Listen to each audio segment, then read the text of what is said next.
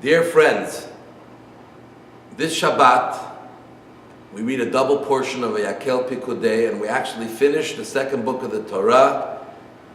And while in Shul, when we read the Torah, everyone together will shout at the top of their lungs usually, Chazak, Chazak, v'nis chazek.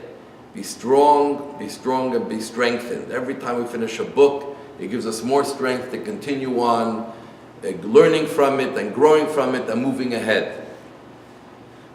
These two portions that we're going to read are the final two of the 5 portions talking about the Mishkan, the command of God to build a sanctuary for God, which had different forms, and the Jews had it for over 1,300 years.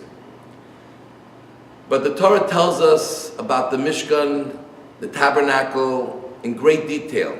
Not once, not twice, 3 times. First when God commands Moshe, then when Moshe repeats it to the Jews, and then when it summarizes how the Jews built it, and every time in great detail. And one of the fascinating things we find is that the Mishkan was built based on the donations of the Jewish people. They had to come up and donate. There were certain parts that everyone had to give the exact same amount, the half a shekel. But other parts, everyone can give however much they wanted, based on your generosity. But the Torah emphasizes that beyond the generosity of giving, of writing the check or bringing something, there was something special that happened in the Mishkan. And from there we learn in life, in any mitzvah, in any part of Judaism, and even beyond, how we should behave. And that is that not only did the Jews respond and donate, they donated in a great amount. They actually brought more than was needed. Moshe had to stop the Jews. Stop, it's enough. When else did we have a campaign like that the people said it's enough? But once they gave, people said, we want to also help make it happen. And we find that everyone brought their talent and their skill to be able to make. There was a lot of fine work, weaving and sewing and tapestries and the building and the architecture, sculpting. It was an incredible amount of skilled work that was needed. And no one was paid to do it. People came forth and everyone brought their talent and their ability to be able to help build this Mishkan. And that is why it was so special. That is why it was the house of God. Because everyone put themselves into it fully. Sometimes we think Judaism and its duties could be outsourced. As long as I write a check, as long as I go and I get someone else to go do something, it will be fine. But Torah tells us no. To build a sanctuary, we want to build our home to be a sanctuary, the synagogue, the community center to be a sanctuary, a place which lifts us up and raises us up to new levels, inspires us, elevates us.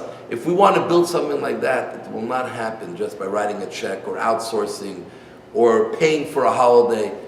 It happens when you get involved. And getting involved means putting yourself and the talents God gave you, putting yourself and the abilities that you have to build the house of God, to build a world for yourself, but for others as well. Every gift that we have from God is meant to be used for the fullest.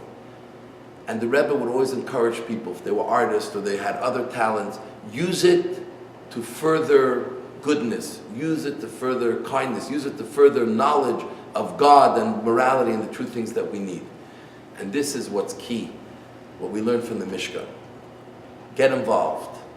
Don't just do it in an action, but heart and soul. Put every part of yourself into it. It'll be a very different experience.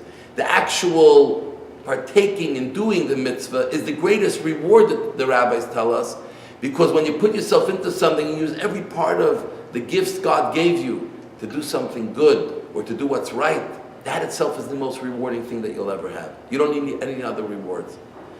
So this is an encouragement for all of us to get involved. We're coming to Passover soon.